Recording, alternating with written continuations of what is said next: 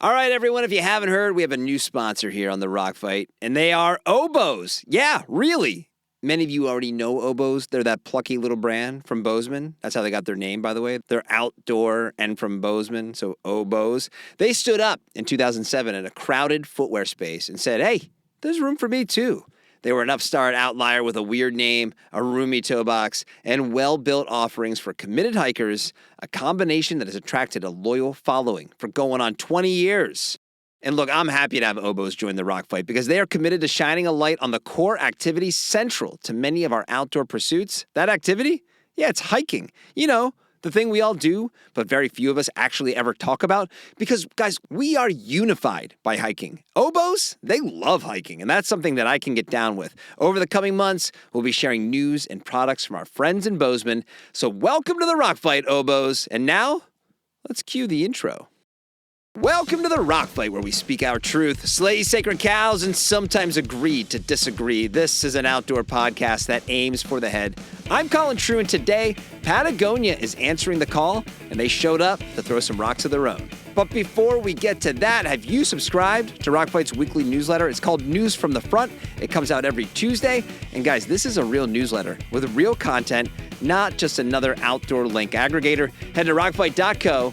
Click join the mailing list to sign up. And if you're new around here, we'd love for you to subscribe and join the Rock Fight by hitting the follow button on whatever podcast app you're listening to us on. Join the legion of followers who listen to the Rock Fight. And also, please, give us that 5-star rating. And also come back to the Rock Fight on Monday, this upcoming Monday, where it will be time again to list our top 5 outdoor brands, this time for accessories. You won't want to miss it.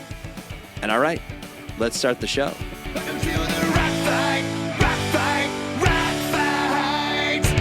A couple of weeks ago, Patagonia put out a video called The Path to Removing PFAS, and we here on the Rock Fight picked a few nits with the tone of that video. It seemed to me that there were others that had beaten Patagonia in the PFAS arms race. Brands like Fjällräven, who had been publicly addressing the issue since 2009, and Houdini, who announced that they were PFAS-free in 2018. So while any work to improve their product line by removing forever chemicals was admirable, as the leading brand of the outdoor space, it seemed a little disingenuous for Patagonia to position themselves as leading in this case. Now, if you watch The Path to Removing PFAS, one of the people featured in the video is Matt Dwyer. Matt is Patagonia's VP of Global Product Footprint. He's worked at Patagonia for over 11 years in various roles, all having to do with materials, chemicals, and product development. Now, I know Matt from my time at Polartec, and before we recorded a word of that other podcast, I dropped him a line to let him know what I thought while watching the video, and that I thought this was a case where they had gotten it wrong. And, of course, that there was a seat on the podcast if he ever wanted to come on to talk about it. And guess what?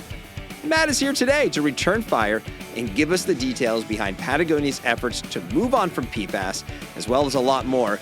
Welcome back to the Rock Fight, where today, Patagonia is striking back at the Rock Fight with Matt Dwyer. All right, well, we're here today with Matt Dwyer, who's the Vice President of Global Product Footprint at Patagonia. Welcome to the show, Matt. How's it going? Thank you, Colin. Doing well. Thank you for thinking of us and for the invite. Happy to be here. Oh, come on. I reached out to you. We've known each other, I guess over going on 10, 11 years now. I think you got hired at Patagonia right before I got hired at Polartec. And then pretty quickly, we were probably crossing paths with each other with the work we were both doing there. But when I saw you in the video that we're going to talk about on the whole PFAS thing, I'm like, hey, man, saw your video. I have some thoughts.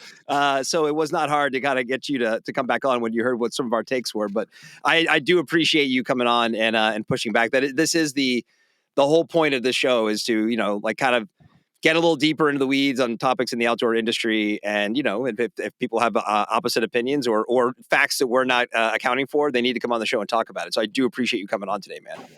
Yeah, I love it. I'm here for it. And just so you know, I'm from outside of Philly, and throwing rocks is kind of our love language. So I'm here. Let's go. Well, congrats on the Eagles. And go Birds.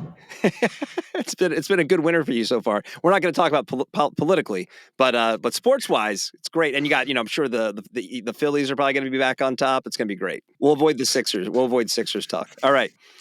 So let's just dig into it, man. Let's talk about PFAS kind of in general to kind of kick things off, because you have a unique background with this, right? So PFAS, like a lot of things that are bad for us, there's kind of a long history there. as I'm talking to the audience, I know you know that. But if you look back, you'll find indications that those who knew as far back as like the 1960s that there were risks to humans and the environment from forever chemicals, but that largely stayed quiet until about the mid 2000s when the public started to be informed on the risks of PFAS. So you spent an early chunk of your career at Gore and the past 11 or so years, like we mentioned, at Patagonia, working in and around materials, many of whom had some level of forever chemicals in their use, in their creation or their finishing. So can you guys just give us like a personal timeline of what you've come to know and understand about what we call forever chemicals or PFAS? Yeah, totally. And I'll go off script immediately and take us a little bit further than where you started. So PFAS, or a family of chemistries containing the element fluorine in a certain molecular configuration, were developed in 1935 to mid 1930s by the DuPont Corporation. Miracle of modern science. They don't stick. They help with flame retardants. All these different things proliferated over decades and decades into life-saving medical devices, firefighting foam, the reason you don't get fingerprints on your iPhone screen, and a number of other applications. When you talk about the 1960s, there were people at said companies who knew what was going on, and this is well documented, and decided not to disclose it for the sake of shareholder value. And there's a couple very well done That's never happened before on anything, journalism right? pieces and a couple films about it as well. Yeah.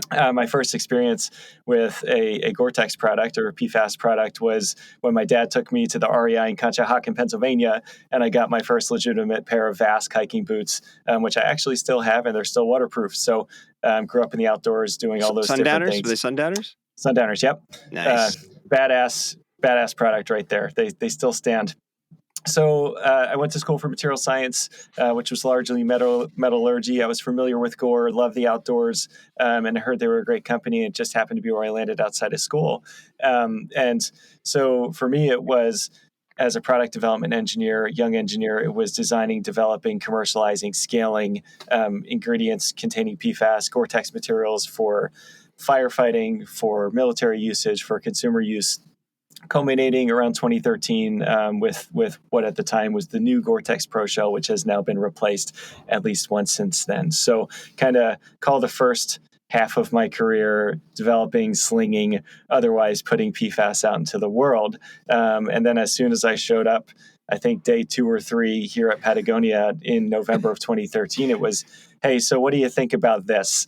And that's really where it started here.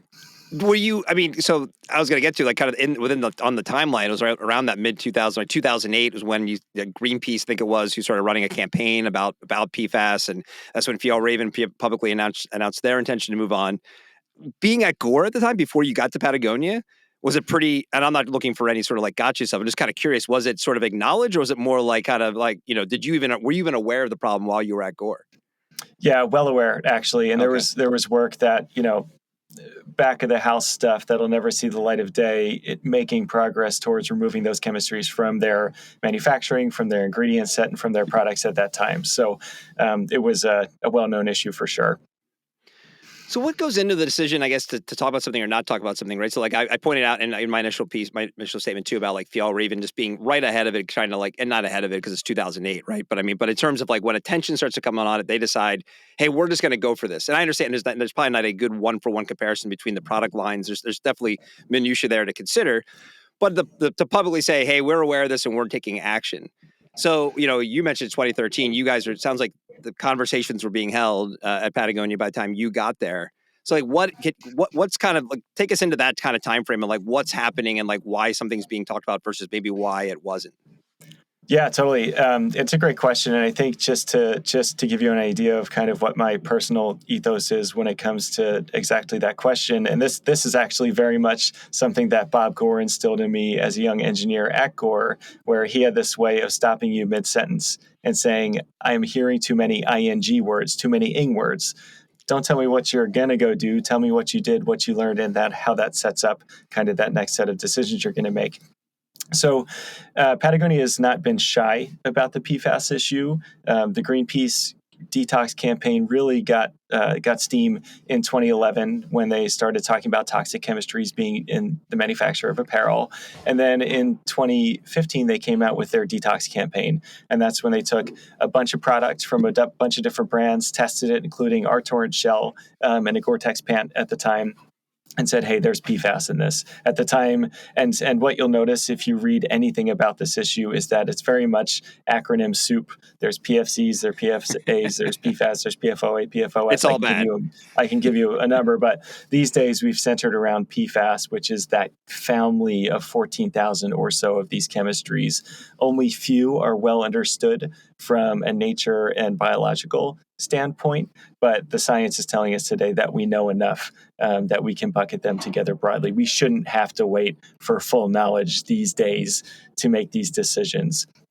So when I got here at Patagonia, we were already talking about it. We were already phasing out the long chain fluoropolymers, the C8s that you hear. What that means is there's 8 carbon atoms with these amazing little fluorine antennas around them that basically repel everything, which is why they work so well, and also why they're problematic when they get into the environment, having been dumped into the environment for like 70 years in upstream manufacture. That is really the issue we're talking about when we're talking about PFAS.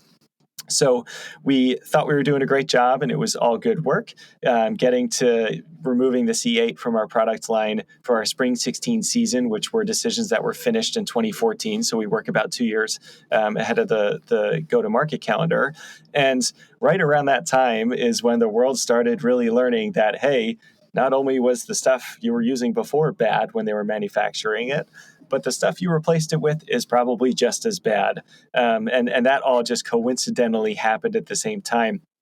So even in our 2015 blog post around our DWR problem, which you can look up, I'll send it to you, we say a version of what I just said. And by the way, we're really not super happy with the solution set of today and intend to invest in the one for the future. So at that time, it was, we got to get organized. We need a strategy. We need to know what our exposure is. We need to start measuring. We need to explore the universe and see what is out there. And that in 2015, kind of end of 2014, was really the start of that journey.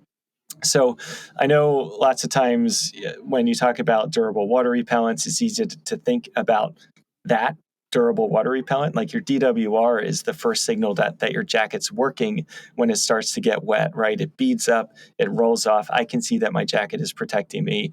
When it fails, you get wet out, which is that fabric soaking up the water. You feel cold. Your jacket can't breathe like it needs to. You're really quite miserable. But the DWR chemistry we learned actually impacts just about every other aspect of a fabric. So your down jacket, for example, you never want your down to get wet. It's not a waterproof jacket, so use it as intended, but it needs a durable water repellent coating just to have that water resistance as you're putting your shell on or as you're getting back to comfort, safety, and protection. What we learned, though, was that not only is the water repellency impacted, but things like seam slippage, which is the fabric's ability, these very light technical woven fabrics to hold together when sewn together, that's impacted. Things like tear strength are impacted. You don't want your jacket to tear. It's kind of in everything, right? I mean, like exactly. I heard footwear makers talk about the molds they bring things out of, like it's all coated with PFAS. I mean, it's kind of just this universally applied set of chemicals in so many different applications. Exactly. So I think it's really easy to think about performance, and maybe we talked about performance back then, but really what we meant and what we centered around was quality. So the idea that we make a chemical change to get out of this nasty chemistry set and then shorten the useful life of the jacket, that's a non-starter for us. You know, our down sweater, for example, is one of our top styles. The idea that we switch the chemistry and now have down falling out of all the seams and the seams coming apart for a product that important, like that's the stuff of nightmares. So, long way of saying, I think it's really easy to think about the WR, the water repellency, but you have to look at the full package and what the product needs to do. Okay, so if you're looking at it as like C8, we're trying to solve for that. You go to C6, find out that's bad too. Where along the journey do you discover some of the things you're talking about, right? Because it's an interesting point about the water repellency, which is, I mean, I have it in our outline too, and I still want to ask you a couple questions about it.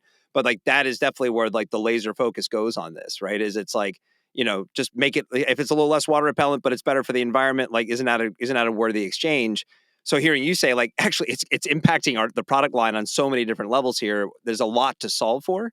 So take us through that journey. If you go to the 8, the 6, oh my God, it's all bad. All of our solutions are leading to a inferior product line.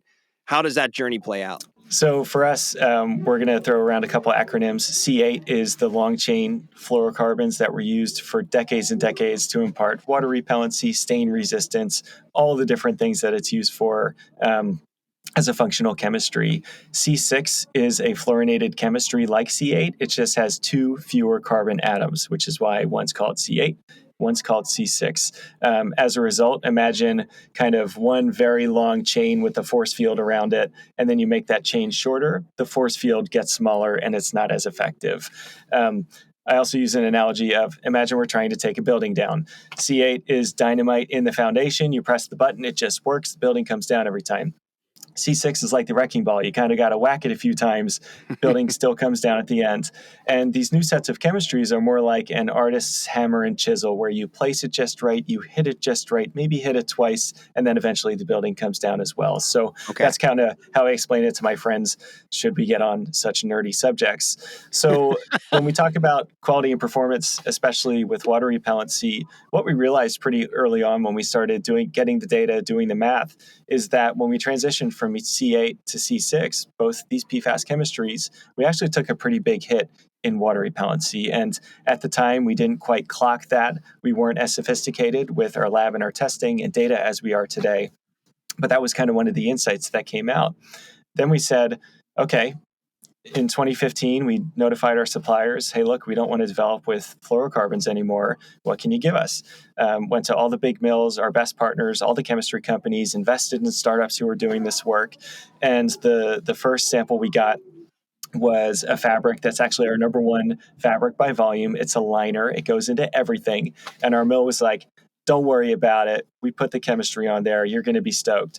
So when you do fabric development, you get a header card, which is a piece of cardboard about the size of a sheet of paper, and the fabric is stapled to the sheet of paper. We went to pull it off because that's what you do, and the fabric ripped in half. And I'm not a strong guy. I'm a cyclist. Like, my upper body's not that robust, but this thing ripped right in half, and that's when we said, hey, it's not just the water repellency we're going after. We need to look at the entire fabric spec and do all the development work behind it to get there.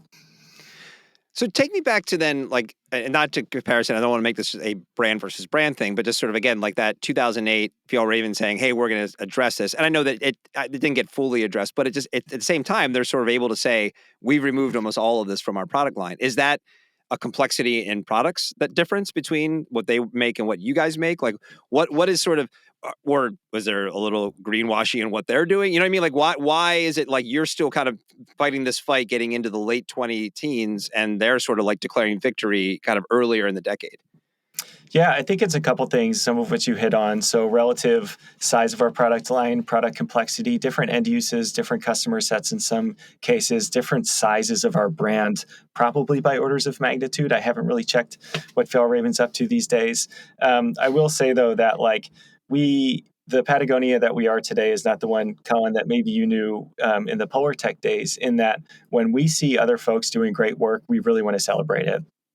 Not because of anything related to ego or mission or anything like that, but because Yvon Chouinard, our founder, and he's said this to me to correct me a number of times, has instilled in us that Patagonia could set all the loftiest goals in the world and achieve them all, and we could achieve nothing at the same time, right? That we're only going to solve these big, complicated, systemic problems through the agency of others, which is why when folks want to stick their neck out, like, we're stoked. What we saw in Europe over the last few weeks with the wholesale watering down of what was going to be the most important transparency legislation for sustainability ever, it was going to make a difference. That's the wrong way to go, right? So these days, for brands to be speaking out is a rare thing, but for brands to back up their words with actions is an even rarer thing. Can you go a little deeper on this? So what was the legislation in Europe in the past couple of weeks?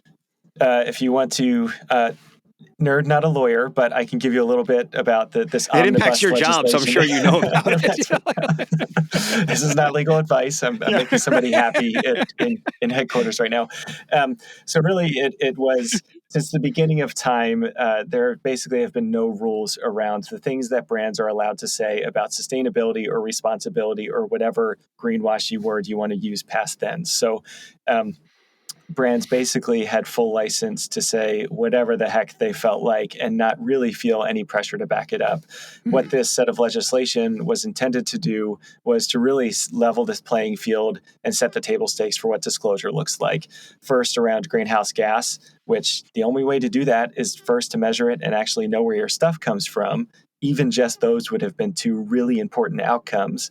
And then to talk about, if you're going to call it recycled, how do you know? You're going to have to prove that to me before you can make that claim, and any number of disclosures in between. So it's like the first thing you can do with a problem is shine the spotlight in the dark place, right? Start flipping rocks. And when you find something you don't like, you can't flip the rock back over.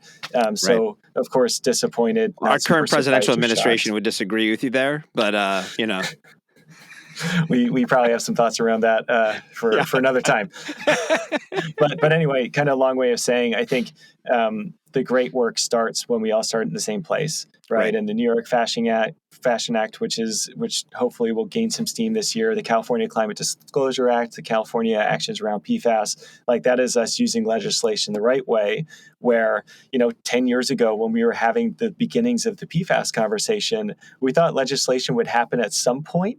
Like all the crystal ball signals were there. I look into like my scary chemical crystal ball, but we didn't see the action happening. And we figured, we know enough. We know this is a problem. Let's go do the work. So whenever it happens, we're reasonably prepared. And I fully admit, like, kind of leads into a little bit of the video that you were in that kind of led to me to want to have this conversation with you. I admit I'm a little cynical on this, given my background, right, and what I know and don't know, and going through this process. Even the New York Fashion Act, had Ken Pucker was one of the first guests I ever had on this podcast, and he talked about how, and I'm assuming it was Patagonia, but there was one outdoor industry brand supporting that. Right. And it just kind of just shows where people the value is on how much money they're going to make. And even the video itself, to a point where, like, without this context, and this is leading to a question of, this video coming out, again, being very Patagonia centric, and it's a Patagonia video, I understand it, but also it's like coming out around the time that, like, hey, now we have to abide by this rule in California. It's a little like, what's going on, guys? Other people seem to have been leading before you were, right? So that's also why you're here to kind of talk about this. And I guess when I do kind of look at all these things combined, why not be a little more vocal? I mean, and look, this might just be some of the burden on Patagonia. No matter how much good you guys do, you're going to be criticized because you're the biggest one and the loudest one in the room. At the same time, I would think on this topic specifically, man, like, shout for here's what we are doing. And yeah, you mentioned the blog, the post in 2015, but this just feels like, as this gains momentum, would have been really great to kind of hear from you guys more regularly on it. Yeah, totally. And I really appreciate the prompt, because this is really central to the work that I get to do. And before I actually answer your question, I'll say you're exactly right in that Patagonia, the first thing I'm going to come to you is from a point of humility, right? We have 50 plus years of trying to do the right thing. We get a lot right, but we also get a lot wrong and don't have it all figured out. And that really influences how we interact with these other brands, trying to succeed through the agency of others. And frankly, like, if you're coming to our ivory tower with your pitchforks to skewer us, you're going to find we're not home and we moved out a long time ago, right? Like, we're out doing the work, and that is what my job is. So, to actually address your question, what we started to do when we laid out this strategy was, one, appraise our exposure to PFAS in our product line. And when we went and did the math, which back then was cleaning up our PLM system, connecting things, data entry, all of that, we realized that for a brand that has over 1,000 styles in any one season, more than 50% of them contained a material with PFAS in it that we knew at the time. So that on its own was complicated, because you can't just kind of mess with the style, replace a fabric without all the downstream consequences in merchandising, all those different things. Yeah. Two, the raw material impact of that, and I was leading raw material development at the time, was hundreds and hundreds of individual raw materials from across the world. So we weren't talking about one style or a handful of RMs, raw materials. We were talking about just about everything that we did. That reflected the shape of our product line in needing water repellency, in needing waterproofness, in needing fast dry, all those different reasons you use it. And along the way, actually, some of the easiest conversions were ones where we found that we were using a material with DWR and the product didn't need it. So our black hole, for example, the liner on the inside, not the outside with the shiny recycled TPU coating, but the liner on the inside had a DWR on it. Mm-hmm. We were like, doesn't need it. Problem solved. That one's done.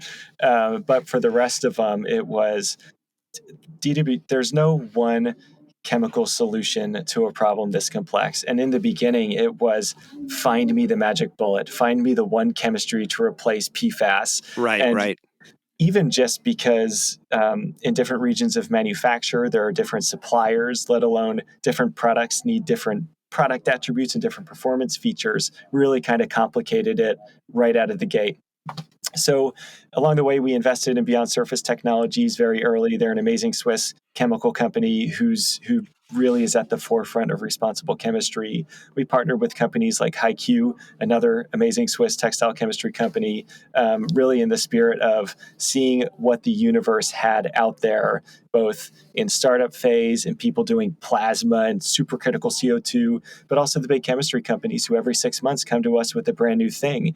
We had to engage all of them. And really, back to something I said earlier, the idea that we solve this problem over here and cause adverse consequences on the other side of things, that is part of the complexity and kind of what took so long. So I get asked a lot, hey, we knew for a while that PFAS was bad. What are you doing to ensure that the new stuff's not just as bad? And that's working with the chemist, the toxicologist, all those other things that nobody will ever see the process, but that's the hard work. I think too, we went through this work. That number one raw material that I talked to you about that ripped in half was actually the first raw material that we transitioned in spring of 2019. Didn't say a thing about it, made no mention of it anywhere ever, but we all, had a secret party back here in our building because we had volume, we had performance, and our mill was able to meet our quality specs. And really, those were the things that we were looking for in the transition. I think that's what I have. Don't make the party secret, right? I think one thing I've kind of, I kind of came to some conclusions, I think, during my time at Polartech, and clearly even more of them now since having this podcast, of the lack of collaboration at times I find frustrating with especially among the bigger brands, right? And you think about even on the secondhand issue, and like last fall, Dave and I, we even caught some flack for it. We were talking a lot about, like everybody has like their own secondhand shop now. It's like, yeah, well, why about everybody invest in gear trade? Like create a retailer where like this could be really meaningful versus we're going to have our own thing. We're going to hire a staff to management. We're going to get 6 things back. So we're just going to make some extra closeouts to throw in there. We're creating our own Sierra model in a way. And it's like, how about the industry gather together to kind of figure out secondhand? I mean, same thing kind of here. Like even, I would have loved to like, hey, hey guys, we cracked this one thing. Like that'd be worthy of celebration. And I understand you're damned if you do, damned if you don't. Totally. And I get that, but I would like to see the industry and maybe the opportunities coming up here as we do face, threats to public lands and things like that. We're going to be given more opportunities to kind of collaborate.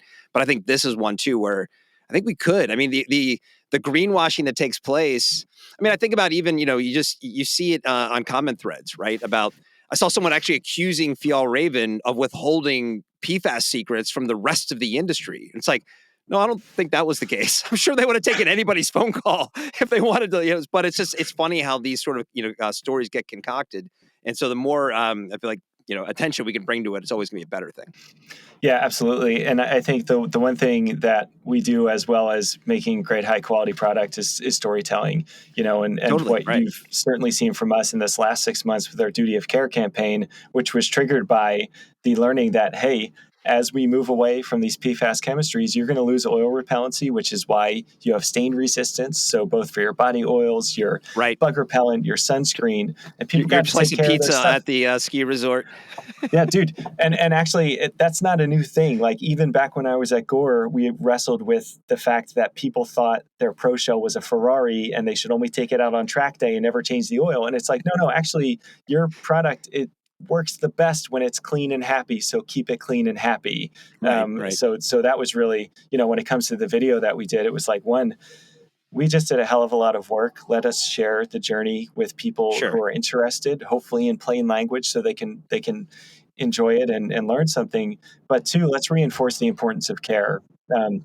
Because it's not that all of a sudden care is a thing. It's always been a thing. But now more than ever, people need to take care of their stuff. Right.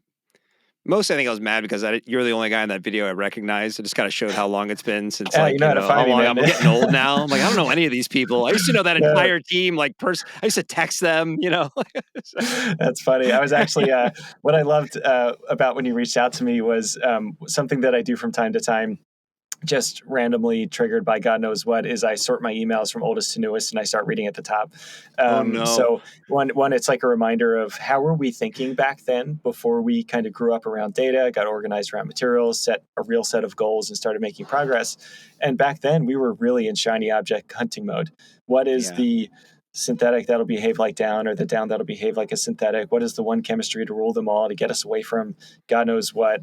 And really, it's that complicated problems oftentimes, or more often than not, will require complicated solutions, which is innovation and engineering and problem solving.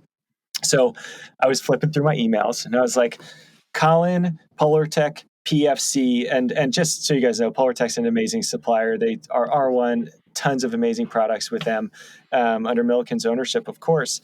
And I found the original email chain of us talking about the knife ridge fabric at the time, amazing Polartec Power Shield Oh, product. man. And we were It's like demanding to see it. 2014, 13, something like It that? was at the end of 14, and Okay. we were asking for trials with PFC free at the time DWRs. So it's Oh, like, man. All right. You Colin. brought the biggest rock you could throw. I have no recollection of that conversation, and I was involved with it. And I'm Well, here giving you guys shit for it. I was, like, involved. but I Amazing. was like, man, sometimes it's easy just to not take time to reflect. One, Yeah. to think about when you got it right, but also to think about the things you got wrong, how you reacted. Did you zigzag? Actually have the humble moment. But also, it's like, man, what conversations were we having back then? How were we doing it, and with whom? Because even Polartec, world class performance knits provider, we weren't doing much with you all No, on no. that needed DWR. So that one instance, but our other suppliers, we were just like, hey, fellas, this ain't going to work for much longer. So we need everything you got on this problem. And I guess a good analogy would be like, Colin at Polartec would have had no idea that we were building a regenerative organic cotton supply chain in India. Of course, because that's not our business together. That's none of our business. We're synthetic knits over here. No, and probably that the knife ridge, which I still have mine, by the way, and it's my favorite I love shell, that and I'm gonna have it product. forever. Absolutely. Yep. But at the same time, I don't think that thing died because of PFAS. It was mostly because it was Powered Shield Pro, and it was probably really hard to make, and we probably couldn't get it to you on time. But was We that still true? reference that product. So, last thing on the fabric side. So, I know there's a lot of complexities in terms of like how these fabrics are developed and how their functions are. When you're looking at the DWR versus the laminate, how did you solve for problems within those specific kind of the challenges that both of those kind of bring to the table? Yeah, so we had exposure to PFAS chemistries in our product line, both in single layer fabrics, things that needed water repellency, your down jacket, your board shorts, but also in technical shells, which are the waterproof materials. And the analogy I use for describing a waterproof material is like a cheese sandwich, where you have the outer piece of bread, which is the face textile that gets a durable water repellent. You have the cheese in the middle, that's the waterproof membrane. And then oftentimes you have an inner liner, which is that other piece of bread in the sandwich. And really, it's both the cheese in the middle, that waterproof barrier, but also that first line of defense, the durable water resistance on the outside that we had to solve for. And the answer is really that we had to do both in parallel, and one was way, way harder than the other, if only because of the product complexity of a 3-layer laminate, something like waders that need to have full submersion, or a technical Gore-Tex Pro shell that's going to be in the gnarliest, scariest, coldest, wettest environments and need to keep the person, the athlete, safe, dry, and somewhat happy and comfortable. So really for us, we had these two buckets of products, just like I just described. So we call them non-critical performance, and that's just needs to stay reasonably dry, just needs to dry out quickly. That's the down sweater, that's your board shorts. And then we had the critical bucket, which was the Torrent shell, the Gore-Tex materials, the waders, the M10, all of these really high performance alpine Right. waterproof shells. And if I ever get a chance to show you the graph, you'll see we started with one raw material in spring of 2019, and all of a sudden we had 4% without PFAS on our graph. We're like, sick, this is awesome. And then you see it march up kind of in an exponential curve. But the first couple years were us converting the easier things, and Hmm. that is those single layer fabrics, the downproofs, and things like that. And then the things that were left at the very, very end were the pro shells, the waders, the highest test materials. So it wasn't just testing in the lab. It wasn't just working with our suppliers. The DWR chemistry impacts how things stick together. So switching the durable water repellent and getting delamination where the thing's falling apart, the sandwich is falling apart in your lap, not acceptable. But really it was that we needed our ambassadors engaged to do the field testing. So some of the first materials that we put out with the original made without PFAS chemicals, we basically had a riot on our hands from people like Kelly Cordes, who basically has a PhD in sport, knows product and materials better than I do, and can give it to me in real life. And he was like, dude, this is the worst thing you could do for the brand. I encourage you to stop right now. We're like, okay, challenge accepted. So really, them being in Scotland in the wintertime, in South America, the Patagonia region, doing their climbing, that was the ultimate test for those products. So it wasn't just that we did them last. They actually took just as long. But because it was such a complex problem, because performance was a must not fail, we really decided to take our time. I think too, Colin, earlier you asked me about kind of the timing of us being finished with the regulation coming in play. Right. And actually, our original goal was to be done in fall of 2021. Kind of a lot happens right around then. And I don't remember anything. We had a couple externalities that impacted our timeline. Yeah, right. But also, just a quick story. We were ready to do our nanopuff, recycled polyester fabric, high performer from a sales perspective, tons and millions of yards of fabric. We had done the testing, we had done the development, we nominated the chemistry. We were feeling pretty great. And our supplier was like, we're not going to do that for you right now. They told us no. And we're like they couldn't fulfill it? Like it was more of a fulfillment? Like, we've been working on this. You've been doing this work with us. Like, what the heck? And they were like, a program of this magnitude at Patagonia's quality standards, we don't think we can do that just yet. We need another year. So you could very easily say, oh, it was somebody like me not making the decision. But in many cases, it's like, no, you can't just make it once. You got to make it a million times over.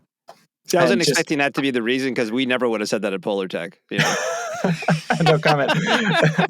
And even just like on the stain repellency thing, you talk about sunscreen and body oils and stuff, but sewing machine oil is a big thing when you're cutting and sewing technical products. So some of the first trials we did at the finished goods factory, we had these blotches showing up, and we're like, guys, what's going on? The fabric looked great coming in, and it was because there happened to be sewing machine oil on the table. So crazy. It really is every aspect of raw material product creation all the way through products that we had to address. Yeah, I think it's really interesting to understand, and I think it's important context, because I think you can go deep on this subject and learn a lot about it, but just understanding the depth with which how permeated PFAS chemicals were in the entire product line, right? Because I do think you go back to that. I had in our outline, I don't even really need to address it anymore, about that like kind of a bit of hiding behind performance, like, the consumers are demanding a certain level of performance, and if it's just about DWR, I think that's a valid criticism. It's like, come on. You segment your line, then, like have a top of the pyramid line versus an everyday line, that kind of thing. But to hear you say, like, you can't even put the garment together because the solution for it is it's subpar compared to what it was before. So now it's like, well, do you want to put out a gross, PFAS laden, garment in the world, or one that's just going to fail? Boy, those are good options. So both are great. Yeah, right. It's incredible. It's an interesting story, interesting context for sure. I think too, just before we move on from that, it's easy to think about performance, but we're thinking actually about quality. And if only because most of our customers come to us because we make a high quality product, but also we guarantee the product for its lifetime through our ironclad guarantee. We'll repair it if you send it back. We'll resell it if we get a chance. Like, we have a whole lot of responsibility for that product once it leaves our hands, not to mention that 90% of our overall footprint in any year is from raw materials. So to make a decision that shortens that dent in the planet, that useful life, is just not an acceptable outcome for us. Right. Well, that's all I got. I think the other thing I want to ask you is, which do you prefer, your Patagonia's current tagline or the old tagline? Because I miss the old tagline. I just wanted to say that I miss the build the best product tagline. I really don't like the we're in business to save the home planet tagline. I don't know if you had a preference or if you're allowed to say. I love this. And I through the virtue of the work that I get to do, I get to sit in a lot of interesting conversations like this one. So in 2018, I was getting ready to talk about innovation and PFAS and microplastics and shit at a board meeting. And I saw on the agenda a mission statement. I was like, huh, that sounds interesting. Don't know what that's about. They didn't ask me anything. Cool. So I was able to be a fly on the wall for that conversation. And while our old mission statement, which is build the best product, cause no unnecessary harm, use business to inspire solutions to the environmental crisis, was very meaningful. Mm-hmm. The belief was that it was 27 years old. Other folks had started to model it, and it was feeling a little stale. So to replace it, one, with something snackier, of course, like let me check my tattoo, but also something that really made it laser clear what we were here to do, setting up the ownership transition, setting up what really our role is here, is how we ended up there. And I think along the way in the conversation, for the sake of oversharing with you, Colin and Dave, there were conversations like, it started as save the planet, and then it was save whose planet, and then no, fuck Mars, we want to save our planet, kind of landing there. But I've been I in a think few in real meetings like life, that. Yeah. yeah, in real life, the answer is not that the other things aren't important anymore. Like Right. the foundation is quality, performance, responsibility, but we have this other thing we got to do in using our business to save the planet. I appreciate the context. I still like the old one better. I got one last question for you. I kind of want to put my old fabric hat back on, because the thing that was always, I don't say it's frustrating, but it was interesting and frustrating at times, right? Because working for a fabric mill, and seeing the capabilities that we had to create really new and interesting and meaningful things that usually weren't going to go anywhere because most of the brands who we'd want to sell them to wouldn't pay for them. And so, but at the same time, there was also some real pie in the sky stuff that like you just knew wasn't probably ever going to make it. Like for probably a solid 3 to 5 years, it was like, spider silk is going to save us, right? And it was just like, how are we going to get the spider silk to work? And it just at some point you kind of like, are we still talking about that? Because I don't think you're gonna get there.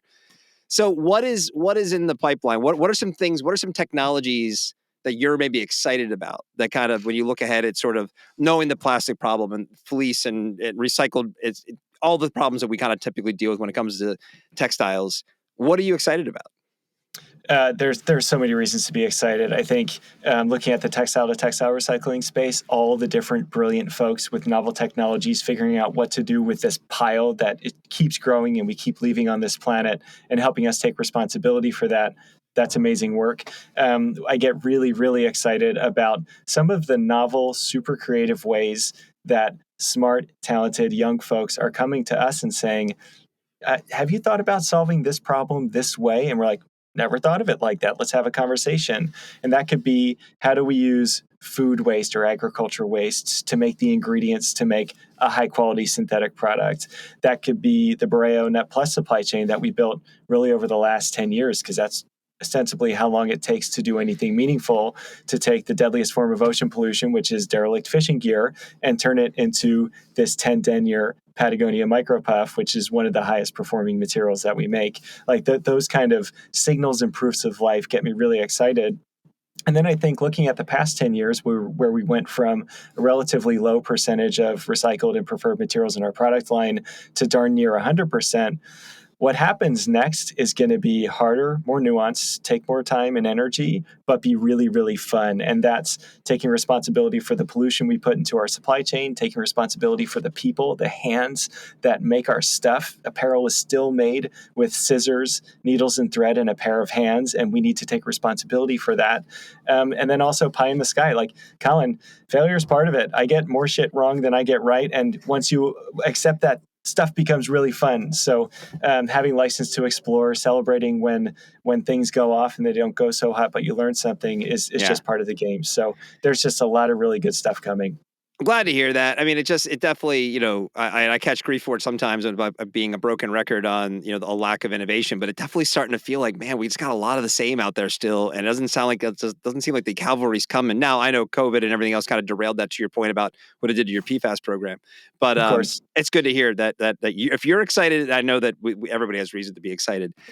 Colin, it's easy to get bummed out when you start thinking about the hard stuff, which is where we're at our best and we thrive. So I got to find ways to be optimistic. But just kind of two parting thoughts for you. One, our spring 2025 product line, which is what in stores today, is one of the first product lines that we developed back in person.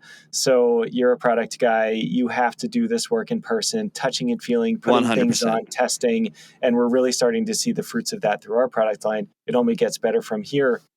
And I think too, Colin, you brand yourself as a cynic, and cynics don't get much done. So like, I'd encourage you to be a skeptic. And part of that is asking the questions and seeking the facts. So I appreciate that we got to do a little bit of that today. I'm a part-time cynic. There's a couple things I get real cynical about. For the most part, I'm an optimist. Let's be honest. Me too. My 21-year-old self would never believe me, but me too. Well, yeah, we're both from, southeastern Pennsylvania, or that area anyway. So, I guess the last question is make sure, please, that your head of comms gets the $1,000 check I sent to allow you to come on the podcast today. So I want to make sure that cheap? I am a cheap date. 6-pack IPAs. I'm good. I think there was a little like leftover love from me coming to Ventura 1,000 times in my Polar Jet career. So, well, hey man, I appreciate you coming on and spending some time with us. Want to have you back on again. Love that Patagonia came on the pod to talk about this stuff and push back on some of the things that we said, but also kind of take a few lumps of your own. I really appreciate it. And you're open seat anytime you want to come back on the show, Matt. Thank you so much. Happy to do it. The Philly in me says you ask me what I think, and I'm going to tell you. So appreciate you all. Love it. Thanks, Matt. Cool. All right, that's the show for today. Let us know what you thought about this and every episode of The Rock Fight by sending your emails to myrockfight@gmail.com. The Rock Fight is a production of Rockfight LLC. Our producer today, producer David Carstead. You didn't hear him, but he was there. Art direction provided by Sarah Gensert. I'm Colin Troop. Thanks for listening, and here to take us out, it's Krista Makes, and he's going to sing for you the Rock Fight Fight song and sing you right into your weekend. We'll see you next time, Rock Fighters. Rock Fight!